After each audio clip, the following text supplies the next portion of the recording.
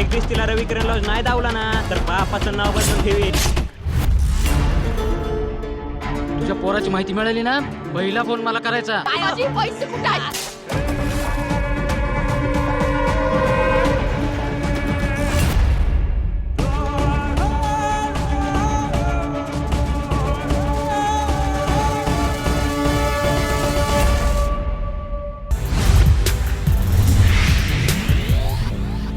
Hi hello नमस्कार, मी दर्शना तांबोळी. राजश्री मराठीमध्ये तुमच्या सगळ्यांचं स्वागत. 13 ऑक्टोबरला खळगं हा सिनेमा आपल्या भेटीला येतोय. आता काय आहे नेमकं खळगं आणि किती मेहनतीने हा संपूर्ण चित्रपट तयार झालाय जाणून घ्यायचं. या सिनेमाची टीम आज आपल्या ऑफिसमध्ये आली आहे. रोहन पाटील बऱ्याच महिन्यांनंतर आलाय, तो मे मध्ये आला होता. त्याच्यानंतर या सिनेमाचे लेखक आहेत आपल्याबरोबर गोवर्धन सर. खूप स्वागत राजश्री मराठीमध्ये.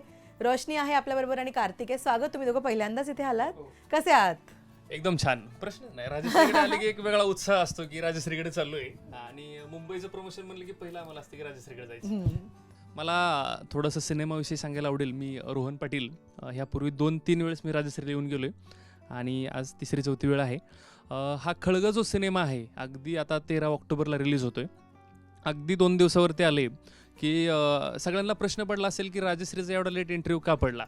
पण ह्या सिनेमाच्या प्रमोशनसाठी आम्ही एकही जिल्हा सोडला नाही.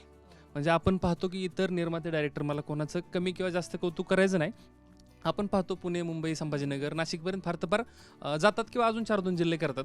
पण आम्ही कमीत कमी 30 जिल्ह्यामध्ये जाऊन प्रमोशन केलं आणि एका जिल्ह्याला आम्हाला 1 दिवस 1.5 दिवस जायचं. त्याच्यामुळे गेले 50 दिवस झालं महाराष्ट्र दौरा चालू होता आणि त्याचा शेवट आज राजश्रीमध्ये येऊन झाला आहे. आणि सिनेमाचं खूप चांगलं मार्केटिंग झालं आहे. मार्केटिंगपेक्षा आम्हाला आनंद ह्याचा वाटतोय की आपण जो विषय निवडला आहे खळगं म्हणजे काय की प्रत्येक माणूस प्रत्येकाच्या आयुष्यात एक खळगं भरण्यासाठी जगत असतो.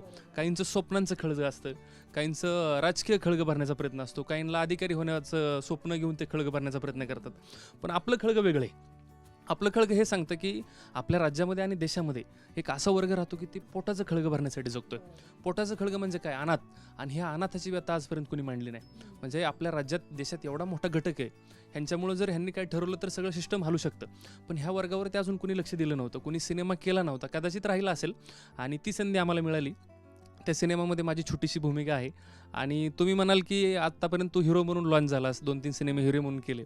पण ह्या खळगमध्ये रिक्वायरमेंट अशी होती की माझ्या पद्धतीचं कोणतं कॅरेक्टर नव्हतं ॲक्च्युली. मला हा सिनेमा आणि ह्याची स्टोरी ऐकून असं वाटलं की आपण ह्याच्यामध्ये खूप चांगलं पात्र करायला पाहिजे. पण ॲक्च्युली माझ्या पर्सनॅलिटीला सूट होईल असं कॅरेक्टर कोणतं नव्हतं. म्हणून मी सगळ्यांना, आमच्या डायरेक्टर निर्मात्यांना मागून एक छोटंसं कॅरेक्टर, एक पाहुणे कलाकार म्हणून मी त्याच्यामध्ये एंट्री मारली. पण सिनेमा एवढा सुंदर झाला आहे आणि आज राज्यातून आम्हाला ऐकायला भेटते प्रमोशन दरम्यान की आम्ही आमच्याकडे 7 शो फुल करू, आम्ही आमच्याकडे 4 दिवस फुल करू, पहिला दिवस आम्ही आमच्या फॅमिलीला घेऊन, आमच्या सोसायटीतली लोक घेऊन पहिला शो फुल करू. म्हणजे हा जो प्रतिसाद दिसतो ह्याच्यावर असं वाटायला लागले की सिनेमा पहिला आठवडा राज्यभर फुल झाल्याशिवाय राहणार नाही आणि विषय तेवढ्या ताकदीचा आहे. अगदी खरंय. सर, तुमच्यासाठी कधी सुरुवात झाली खळगं या चित्रपटाची? कधी लिखाणाला सुरुवात झाली होती? लेखक जर म्हटलं तर कुठंतरी त्याला एक रिअल क्ल्यू भेटला पाहिजे असं मला वाटतं आणि मला पण तसाच तो क्ल्यू भेटला. म्हणजे एक आमच्या भागामध्ये म्हणजे अहमदनगर जिल्ह्यामध्ये एक म्हणजे रथाची रथयात्रा होती आणि त्या यात्रेमध्ये आम्ही पूर्ण कुटुंब दर्शनासाठी गेलो होतो आणि दर्शन घेतलं. दर्शन घेऊन ती गर्दी किंवा ते म्हणजे देव वगैरे पाहण्यासाठी आम्ही एका पहिल्या मजल्यावरती जाऊन वरून आपलं मी मोबाईलमध्ये शूटिंग करत होतो. तर अशा वेळेमध्ये एक 10-12 वर्षाचा मुलगा त्या गर्दीमध्ये लोकांपुढे असा हात करत होता, मला म्हणजे काहीतरी मागत होता तो पोटासाठी, परंतु त्याला काही कुणी देत नव्हतं. आणि अशातच एक दोघं नवरा बायको, त्या बाईच्या हातामध्ये नैवेद्याचं ताट होतं, तिच्या नवऱ्याच्या हातामध्ये एक नारळ होता शेंडी काढलेला आणि त्या मुलाचं लक्ष त्या ताटाकडे गेलं आणि अक्षरशः त्या मुलाने कुठलाच विचार केला नाही, डायरेक्ट त्या ताटावरती झडप मारली आणि जेवढ्या हातात नैवेद्य येतील तेवढे घेऊन तो पळायला लागला. परंतु गर्दीमुळे त्याला त्यातून बाहेर लवकर निघता आलं नाही आणि चोर म्हणून त्याला त्या ठिकाणी पकडलं गेलं. आणि तोपर्यंत तो माणूस पाठीमागून, कारण नैवेद्य चोरले हे म्हणत तो माणूस पाठीमागून गेला आणि त्यांनी एवढा जोरात इथं नारळ त्याला मारला, पूर्ण त्याचं डोकं फुटलं, डोक्यातून सगळं बळबळ रक्त येत होतं आणि त्या मुलाच्या नैवेद्यात सगळं रक्त पडत होतं आणि त्या रक्ताबरोबर ते नैवेद्य खात होता. म्हणजे हे ज्यावेळेस मी खाली उतरून गेलो, पाहिलं, त्यांना विचारलं काय परिस्थिती ही, तर ते म्हणले ह्या गावामधलंच तो मुलगा आहे, त्याला ते आईवडील वारलेत त्याचे, ते असंच कुठं पण मागून खातं, कुणाचं काय उचलतं. म्हणजे पण मी त्यांना सांगितलं की हा चोर नाही, कारण पोटासाठी तो चोरी करतोय. कारण आपण आज पाहतो अन्न, वस्त्र, निवारा ह्या माणसाच्या मूलभूत गरजा आहेत, परंतु जगण्यासाठी वस्त्र निवारा हा नंतरचा पार्ट आहे, परंतु जगण्यासाठी अन्न हा सगळ्यात महत्त्वाचा पार्ट आहे. आणि त्या ठिकाणी अन्नासाठी जर त्याला एवढी दगदग करावं लागत असेल, एवढी वणवण करावं लागत असेल, कारण त्यांनी सगळे प्रयत्न केलेले असतात. काम मागितलेलं असतं, काम भेटत नाही. भीक मागितलेलं असतं, भीक भेटत नाही. मदत मागितलेली असते, मदत भेटत नाही. मग त्यांनी जगायचं कसं? हा त्याचा संघर्ष जगण्याचा असतो आणि तो संघर्ष माणसाबरोबर असतो. तर त्या ठिकाणी मी त्यांना तेच सांगितलं की तुम्ही जे नैवेद्य देवापुढे नेऊन ठेवणार होतात ते कुठेतरी ढीक झाल्यानंतर साईडला टाकून देणार होते. तुम्हाला खऱ्या अर्थाने देव त्या ठिकाणी पावला होता, परंतु त्यांना ते कळलं नाही. म्हणजे हा चित्रपट थोडक्यात म्हटलं तर एकच सांगतो की माणसातला देव शोधा. तुम्ही आज पुण्य करता, देवदर्शन करता, मोठमोठे कार्यक्रम करता, पुण्य मिळवण्यासाठी करता, परंतु तुम्हाला जर खरंच पुण्य मिळवायचं असेल तर ज्यांना गरज आहे त्यांना तुम्ही मदत करा. निश्चित त्या ठिकाणी तुम्हाला मदत होईल. आणि खूप छान चित्रपट आहे.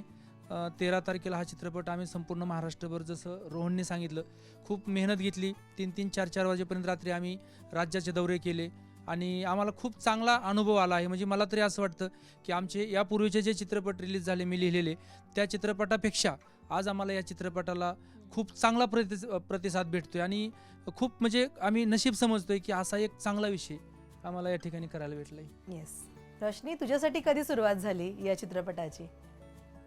नमस्कार, माझं नाव रोशनी कदम आहे आणि खळगे या चित्रपटामध्ये मी लली नावाचे कॅरेक्टर करते. त्यात माझी एक लव्ह स्टोरी दाखवली आहे.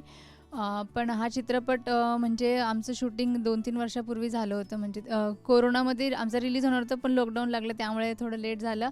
पण मला हा पहिलाच चित्रपट आहे माझा. अनुभव नव्हता मला. म्हणजे आमचे जे लेखक आहे गोवर्धन दोलताडे यांनी ह्या चित्रपटात काम करण्याची संधी दिली. खूप स्ट्रगलनंतर हा चित्रपट मला भेटला आहे. कारण की मुंबईला मी राहते आणि मुंबईला मी जवळजवळ 30-40 ऑडिशन दिले, पण माझं सिलेक्शन नव्हतं झालं. पण एका ग्रामीण भागातून माझं सिलेक्शन झालं. सोलापूरला अकलूज साईडला माझं म्हणजे ऑडिशनला गेली होती मी चित्रपटासाठी. मी दुसऱ्या चित्रपटासाठी ऑडिशनला गेली, पण तिथे सिलेक्शन नव्हतं झालं माझं. मग तिथल्या एका व्यक्तीने आबांना कॉल केला, सांगितलं त्यांना की एक मुलगी ऑडिशनला आली आहे, पण तिचं सिलेक्शन नाही झालं. आणि खळगे नावाचा चित्रपट म्हणजे आबा करणारच होते, त्यांना म्हणजे मुलगी हवी होती. मग आबांनी मला कॉन्टॅक्ट केला आणि मला मुंबईला भेटायला आले. आणि आबा नवीन मुलांना म्हणजे संधी देत राहतात. तर मग त्यांनी मला सांगितलं अशी अशी स्टोरी आहे, आपण खळगे नावाचा चित्रपट 15 दिवसात शूटिंग करतोय. तर मला असं वाटलं नव्हतं की मला म्हणजे ॲज अ लीड म्हणून त्यामध्ये घेतील. मला वाटलं थोडासा छोटासा रोल असेल, पण मी त्यांना सगळं सांगितलं ऑडिशन. त्यांना पण एकदम आश्चर्य वाटलं की मी मुंबईहून अकलूजला ऑडिशनसाठी गेली ना, म्हणून त्या ह्याच्यावर बेसिसवर. कारण की त्यांना स्ट्रगल पण मी सांगितलं आणि त्यांना त्या गोष्टीचं पण एकदम वाटलं की मुंबईहून मुलगी आली होती. मग त्यांनी माझं त्या हिशोबाने चित्रपटात सिलेक्शन घेतलं आणि ॲज अ लीडमध्ये मला त्यांनी ह्या चित्रपटात घेतलं. पण कशी आहे ही भूमिका? भूमिका लव्ह स्टोरी दाखवली त्याच्यामध्ये. ग्रामीण भागातली लव्ह स्टोरी असते ती दाखवली याच्यामध्ये. म्हणजे छोटी लव्ह स्टोरी आहे, छान आहे पण. येस. कार्तिक, तुझी कशी सुरुवात झाली खळगे या चित्रपटाची? नमस्कार, मी कार्तिक दोलताडे. खळग्यामध्ये मला लक्ष नावाचं कॅरेक्टर आहे, एका अनाथ मुलाचं, आणि मुख्य भूमिका माझीच आहे. माझ्या कॅरेक्टरसाठी मी एवढी मेहनत घेतली की खरं तर एक कॅरेक्टर माझं होतं. आबांनी आणि शिवाय सरांनी आधी भरपूर ऑडिशन घेतले होते की मुलं ऑडिशनला आले की त्यांना नेम असायचे, 1 महिना आंघोळ नाही करायची, 15 दिवस ब्रश नाही, 15 दिवस जेवण नाही, कारण की 15 किलो वजन कमी करायचं होतं. तर त्यांचे आईवडील म्हणायचे नाही नको, आमचा मुलगा आजारी पडला, बाहेर नाही पडला तर परत आम्ही काय करू. पण असं कॅरेक्टर 100पैकी जास्त ऑडिशन घेतले, पण असं पाहिजे असं कॅरेक्टर काय भेटलं नाही आबाला आणि शिवाय सरांना. मग त्यांनी नंतर मला विचारलं, कार्तिक तू करतो का? तर अशी मला ॲक्टिंगची काय आवड नव्हती आणि मला ॲक्टिंग काय येत पण नव्हती. मग ते म्हणले तू करू शकतो, आपण एक असिस्टंट तू आपल्या सगळं घरातूनच आहे, तर तू करू शकतो. मग चालते, मी करतो. पण शेवटचा आणि पहिला माझा चित्रपट असेल तर मी इतकी मन लावून ॲक्टिंग केली एकदम नॅचरल की अख्ख्या चित्रपटामध्ये मला 3च कॉस्ट्यूम होती, त्याच कॉस्ट्यूमवर झोपायचो, त्याच कॉस्ट्यूमवर शूटिंग करायचं, कॉस्ट्यूम चेंज नाही, एकदम झोकून दिलं. तर पहिला आणि शेवटचा चित्रपट होता, त्यामुळे एकदम झोकून देऊन काम केले. पहिला आणि शेवटचा असं का? नाही, दुसऱ्या फील्डमध्ये जायचं. अच्छा, मी तेच म्हटलं हा असं का बोलतोय नाही, पहिला? म्हणजे मी बोलतो कार्तिक माझा मुलगा आहे. आणि प्रत्येक गोष्ट एखादा प्रयोग करत असताना त्या ठिकाणी जर धोका असेल तर तो धोका पत्करायला कुणीच तयार झालं नव्हतं. मी डिरेक्टर म्हणून मी खूप रिस्क म्हणजे शिवाजी दोलताडेने रिस्क घेतली या चित्रपटात.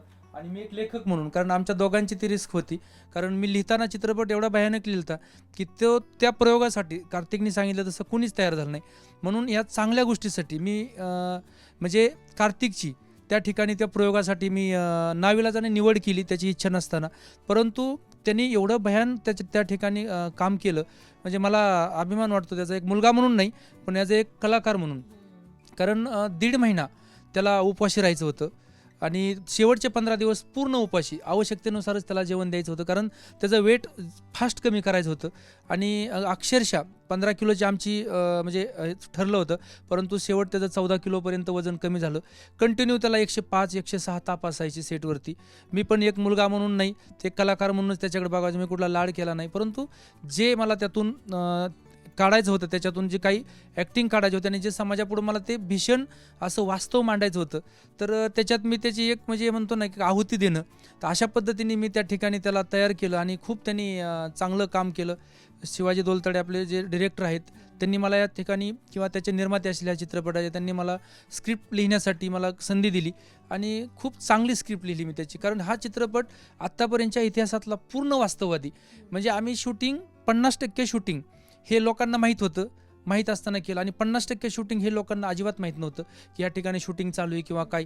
आमचे छुपे कॅमेरे असायचे, त्या ठिकाणी आमचा हा कार्तिक जायचा, रिअल त्याला वास्तवामध्ये 4-5 वेळेस एवढं मारलं. पण त्यावेळेस मी अक्षरशः ह्या चित्रपटात माधवी जुवेकर होत्या, त्यांनीसुद्धा सांगितलं की मी माझ्या आयुष्यात असा चित्रपट कधी बघितला नाही आणि केला पण नाही, आणि खूप रडायच्या त्या, हे पाप आपण कुठं फेडायचं आबा, किती त्रास होतोय त्याला. मी त्यांना सांगितलं की ह्याला एवढं पाप आपल्याला जरी लागलं तरी ह्या अशा पापातून किंवा अशा ह्या संघर्षातून कित्येक मुलं निश्चित चांगल्या मार्गाला लागणार आहेत. त्यामुळं आता आपल्या हातून जे होतंय, जरी पाप होत असेल तरी आपल्याला ते पुण्य लागणार आहे. खूप वास्तववादी फिल्म आहे. नवीन कलाकारांना पण मी ह्या चित्रपटातून संधी खूप दिली, आणि नशीब असं आहे की ह्या चित्रपटात काम करण्यासाठी कुणीच कलाकार तयार नव्हते. प्रोफेशनल कलाकार जे आपले आहेत, आम्ही बऱ्याच जणांना विचारलं, परंतु मी समाजातील जनतेला, राज्यातील एकच सांगेल की तुम्ही नवीन कलाकार आपल्या प्राणाची सुद्धा आहुती देण्यापर्यंत काम करायची तयारी ठेवतात, तर तुम्ही त्यांना पण बघायला स्वीकारा. कारण हे कलाकार एवढे ॲक्टिव्ह आहेत, एवढं चांगलं काम करतात.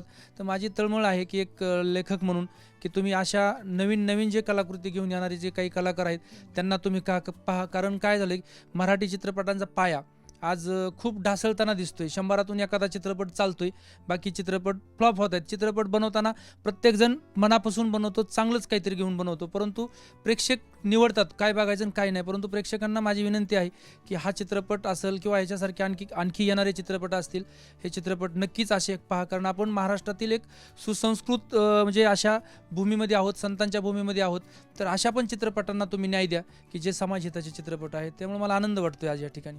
रोशनी, काय काय चॅलेंजेस तू फेस केलेस?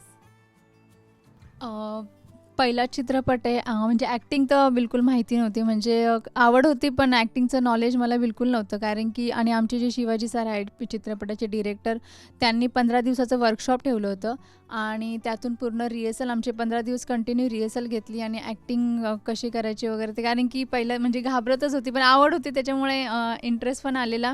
त्यांनी पूर्ण आम्हाला ॲक्टिंग शिकवली, कशी करायची, कॅमेरा कसा फेस करायचा, हे सगळं नॉलेज आम्हाला शिवाजी सरांनी दिली. त्यांच्यामुळे मी करू शकले कॅमेरासमोर. पण मग डे 1 कसा होता शूटचा तुझा? हां, पहिल्या दिवशी खूप घाबरली होती, कारण की पहिल्याच दिवशी आमचा एक पुलाखालचा सीन होता, तर पब्लिकची गर्दी पण खूप झालेली आणि खूप घाबरली होती. पण शिवाजी सरांनी समजावून सांगितलं, त्यानंतर झालं सगळं व्यवस्थित. कार्तिक, जसं आत्ता बाबा म्हणाले की तू 2दा-3दा मार सुद्धा खाल्लायस खरा या शूटिंग दरम्यान. खरं तर ही रिस्क आहे अशा प्रकारे काम करणं. तू स्वतःला कसं प्रिपेअर केलं मनातून या सगळ्यासाठी? मनात एकच ठेवलं की अनाथ मुलांना माझ्या कॅरेक्टरहून न्याय भेटला पाहिजे, त्यांच्यासाठी आपण पहिला आणि शेवट चित्रपटामधलं काहीतरी मस्त केलं पाहिजे आणि एकदम झुकून दिलं तर की जे होईल ते होईल. पण शूटिंगमध्ये कुठं कोणत्या गोष्टीत मध्ये काहीच म्हणायचं. मला 107 ताप आलती, पण तरी शूटिंग बंद केलं नाही. आमचे दिग्दर्शक आले, म्हणले कार्तिक शूटिंग आपण उद्या हा सीन करायचा कंटिन्यू. नाही म्हणलं, कंटिन्युटी ब्रेक झाली तर उद्या माझ्याकडून असं येऊ शकत नाही, तुम्ही आत्ता हा सीन करा, मग आपण सीन झाल्यानंतर ब्रेक घेऊ. कारण त्या टायमिंगला जवळपास एवढ्या जाडीचे 7 ते 8 फोक, लिंबाचे फोक असे मोडले होते, त्याच्या तुकडे झालते, अख्ख्या शरीर काळं निळं पूर्ण, एकदम भयान अवस्था होती. आणि ते करताना सुद्धा खूप बघताना सुद्धा लोक रडायचे असे अक्षरशः. आम्ही एक साधा गरीब एरिया होता त्या शूटिंगच्या दरम्यान, तर त्या ठिकाणी लोक अक्षरशः ते बघताना रडत होते. लोक, मला त्यावेळेस असं वाटलं की आपण लोकांना एवढं भावतंय ना, तर निश्चितच राज्यभर लोकांना सुद्धा ते आवडेल. नक्कीच खूप चांगला विषय आहे. रोहन, तू काय चॅलेंजेस फेस केलेत? कारण आता सगळेजण सांगतात बराच स्ट्रगल झालाय शूटिंग मध्ये, आणि कार्तिकने तर बरीच मेहनत घेतली आहे. काय सांगायला कार्तिक सांगायचं विसरून गेला, त्याच्या वतीने मी सांगतो की कार्तिकचं जे कॅरेक्टर आहे त्यांनी शूटिंग दरम्यान 1.5 महिना आंघोळ केली नाही. शूटिंगच्या पूर्वी 6 महिना त्यांनी कटिंग केली नव्हती. म्हणजे सिनेमाची रिक्वायरमेंट होती की त्यांनी तो गाभास सांगवायचा विसरून गेला की माझं सिलेक्शन झालं, पण ते फार खडतर प्रवासातून का झालं की तसं करायला कोण तयार नव्हतं. 1.5 महिना विदाऊट आंघोळीचं राहायचं होतं. 6 महिने कटिंग करायचे नव्हते शूटिंगच्या पूर्वी. तो 15 ते 20 दिवस त्यांनी दात घासले नाहीत. साधारणतः 15 दिवस तो ज्यूसवरती होता. कारण त्याला खरोखर एक भिकारी आणि खरोखर एक अनाथ काय असतो हे आम्हाला मेकअपमधून तर करणारच होतो, पण नॅचरली आम्हाला ते कॅरेक्टर उभं करायचं होतं आणि ते एवढं परफेक्ट झालं आहे.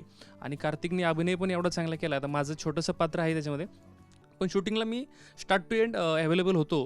मी पाहिलं याचा एक किस्सा मला सांगायचा आहे. म्हणजे आपल्या समाजात चाललेली परिस्थिती, पुण्यामध्ये पिंपरी चिंचवडच्या रेल्वे स्टेशनवरती सिनेमाचं शूटिंग चालू होतं आणि सिनेमाचा शेवटचे सीन काय शूटिंग चालू होते आणि कॅमेरा बिल्डिंगवरती लावला होता वरती. आम्ही थोडं बाजूला होतो आणि कार्तिकला त्या रेल्वेच्या ट्रॅकवरती सोडला होता आणि एकदम असा व्याकुळ झाला होता तो भुकेने, म्हणजे कुठेही पडणार होता आणि कोणाला तिथं शूटिंग चालू माहीत नव्हतं आणि तो त्या ट्रॅकवरती जाऊन पडला. ट्रॅकवर जाऊन पडला. आम्ही थोडं आजूबाजूला होतो, कोणाला माहीत नव्हतं शूटिंग चालू आहे. रेल्वे पुढून आलती अगदी 2 किलोमीटरवरती आणि तिथून लोक चालली होती, त्याला बघत होती पडलेलं.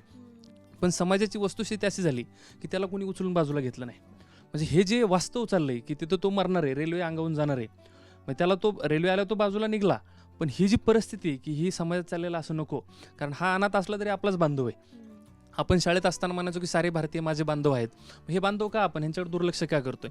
आमचं तर म्हणणं आहे की ह्या अनाथांना जर आपण साथ दिली तर ह्याच्यातले उद्या काय डॉक्टर होतील, काय इंजिनियर होतील, काय अधिकारी होतील, काय राजकीय होतील. एक आपल्या समाजाचं घटक आहे आणि ही मुलं इतकी प्रेमळ असतात की एकदा जीव लावला तर आयुष्यभर विसरत नाही. पण ह्यांना जर नाही जीव लावला तर मला आपल्या माध्यमातून अजून एक गोष्ट सांगायची की आपल्या राज्यामध्ये जी गुन्हेगारी वाढत चालली किंवा जी बाल गुन्हेगारी वाढत चालली त्याच्याकडे जायला सुद्धा ही मुलं कमी पडणार नाहीत. कारण ह्यांचा दुश्मन असतो माणूस. कारण आपण पाहतो की हे जगत असतात, माणसंही जगत असतात. चांगल्या हॉटेलमध्ये माणसं जेवत असतात. ही जर तिथं मागायला गेली तर कोण रुपये देत नाही, कोण खायला देत नाही. त्याच्यामुळं एका ठराविक वेळेनंतर ह्यांचा दुश्मन होतो माणूस. त्याच्यामुळे ही मुलं काही परिस्थितीनुसार एकतर उपासमारीने मरून जातात किंवा गुन्हेगारीकडे पळतात. त्याच्यामुळे हा जर कुठं प्रकार थांबवायचा असेल तर ह्या मुलांना साथ दिली पाहिजे, ह्यांच्यावर प्रेम केलं पाहिजे आणि ह्यांच्यावर प्रेम कशा प्रकारे केलं पाहिजे हे जर बघायचं असेल 13 ऑक्टोबरला खळगं बघितलं पाहिजे. पण कार्तिक आणि रोशनी तुमच्या दोघांचाही हा पहिला पिक्चर आहे आणि अनेक पडद्यामागे बऱ्याच गोष्टी घडत असतात. आता इतकं रिअलिस्टिक शूट झालंय म्हणजे त्याच लेवलचे टास्क आणि त्याच लेवलची मेहनत असणार. पण खळगंबद्दल जर एखादी गोष्ट जी कायम तुमच्या इथून पुढे लक्षात राहणार आहे तर ती कोणती सांगाल? म्हणजे एक सीन दाखवला होता, होळीचा सीन होता आणि जो चित्रपटामधला हिरो आहे त्याला म्हणजे मारायचं होतं पण त्याच्याकडनं ॲक्टिंग निघत नव्हती ती. तर त्या म्हणजे आमचे जे लेखक आहेत लेखक आणि आमचे जे डिरेक्टर यांनी प्लॅनिंग केलं की यांच्यामध्ये आपसमध्ये रिअलमध्ये भांडण करून द्यायचे. तर 5-6 दिवस आधीच म्हणजे आमचं रिअलमध्ये असंच भांडण लावून दिलं होतं की ह्या तुझ्याबद्दल असं बोलत होता, तो तुझ्याबद्दल तसं बोलत होता. तर मग नंतर एक हिरोला मारायचं होतं, गुंडे येतात. तर ते आमचा सीन चालू असताना त्याच्यामध्ये हिरो येतात. तर हिरोला माहिती नसतं की मला मारणार आहेत, पण त्याला ओरिजिनलमध्ये मारलं आणि ती ॲक्टिंग त्याची निघालेली मारल्यानंतर म्हणजे त्याला मारताना असं वाटलं की हे मला ओरिजिनल मारतात आहे, पण त्याला नंतर कळलं की हा पूर्ण प्लॅनिंग केला होता. आवाज सांगतील तुम्हाला अजून चांगलं. नाही म्हणजे काय झालं, आम्ही सेटवरती ना काय होतं नेहमी शूटिंग होताना एखादा सीन असतो, एक विलन ग्रुप असतो, एक मित्रांचा ग्रुप असतो आणि हे कुठंतरी सीन लागल्याबरोबर ते ॲक्शन की मग ते त्यांचे ॲक्शन घेतात आणि ते एवढं पाहिजे तसं येत नाही. म्हणून मी आणि शिवाजी दोलताडे डिरेक्टर यांनी आम्ही ठरवलं की ह्या सेटवरती आपल्याला हा चित्रपट जर सगळाच वास्तववादी करायचा असेल तर आपल्याला हे प्लॅन पण वास्तववादीच करावं लागेल. म्हणून आम्ही प्रत्येकाची म्हणजे A to Z सगळ्यांची भांडणं लावून दिली ती, म्हणजे खरं लावून दिली ती. आणि विशेषतः हिरो आणि हिरोईन आजपर्यंत पण नीट नाहीत. म्हणजे आज इथं कार्यक्रम म्हणजे ह्या ठिकाणी ह्या प्रोग्रामला सुद्धा आज हिरोच नाहीच. तिने मला सांगितलं की हिरो असेल तर मी येणार नाही. म्हणजे आजपर्यंत सुद्धा म्हणजे त्या दोघांचं ते मिटलेलं नाही. पण ते म्हणतात पिक्चर रिलीज झाल्यानंतर जर जनतेने आम्हाला न्याय दिला तर नक्कीच आम्ही मिटवून घेऊ. म्हणजे सिरियसली बरं का, म्हणजे असं. तर लोकांची आम्ही मुलांची तिथं भांडणं वगैरे लावून दिली. सगळ्यांना नंतर सांगितलं की तुमच्याकडून नॅचरल ॲक्टिंग येण्यासाठी हे सगळं आम्ही केलेलं आहे. आणि कार्तिकचं जर म्हटलं, कार्तिक हा एक वेगळा पार्ट आहे त्या चित्रपटातला. म्हणजे जसं एखादी माळ एका धाग्यात ओवलेली असती आणि तो धागा हा कार्तिक आहे त्या चित्रपटाचा. त्यामुळं तो जिथं आहे तिथं त्याच्या पद्धतीने तो ॲक्टिंग केलेली. पण मला नाही वाटत की म्हणजे मी खूप चित्रपट पाहिलेत आणि चित्रपट पाहूनच मी या क्षेत्रामध्ये लिखाण असन किंवा बाकीच्या काही गोष्टी असन मी करतो. परंतु मी तरी आत्तापर्यंत असा वास्तववादी चित्रपट, रोहननी मगाशी जी गोष्ट सांगितली की रेल्वे ट्रॅकची, तर मी माझा त्या ठिकाणी मी सुद्धा होतो आणि चित्रपटाचं जे मी शेवटचे सीन काय लिहिले होते ते मी तिथं चेंज केले. कारण जर माणूस मरताना सुद्धा तुम्ही वाचवत नसताल तर खरंच आपल्याला म्हणजे खूप वाईट वाटण्यासारखी गोष्ट आहे. आणि मी तिथंच डिरेक्टरला सांगितलं की मी स्क्रिप्ट चेंज करतोय. आणि मी तिथं शेवटचे, कारण आमचं 2च दिवसात शूट राहिलं होतं त्यांचं, तर मग मी तिथं त्या ठिकाणी स्क्रिप्ट चेंज करून दिली. सगळ्यांना पटलं पण मी जे सांगितलं ते. कारण जर माणूस ट्रॅकवरती, आणि तो गेलेला का गेलता त्या ठिकाणी, की तो त्या धुंदीत गेलेला आहे. म्हणजे तो जाणून बसून ट्रॅक उचलतोय म्हणजे असं नाही की तो धुंदीमध्ये गेला, त्याला कळत नाही हा ट्रॅक आहे का रस्ता आहे का तो आणखी काय.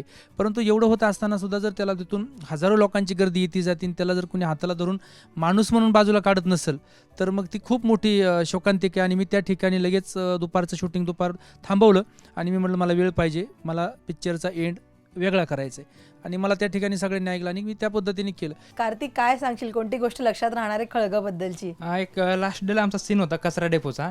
तर त्या कचरा डेपो सीन ह्या कचरा डेपो मी गेलो. ओरिजिनल आपल्या जिल्ह्याचा कचरा डेपो असतो मोठा, त्या कचरा डेपो मी शूटिंग होतं. आमच्या कचरा डेपोत मला लावलं चलाईंच्या सुया माया पाय तशा इतक्या शिरल्या होत्या की शूटिंग झाल्यानंतर 10 दिवस मी झोपून होतो, मला चालता पण येत नव्हतं. आणि इतक्या पण कंटिन्युटी तिथं पण सोडली नाही मी, सुया पाया शिरल्या तरी कंटिन्युटी सोडली नाही.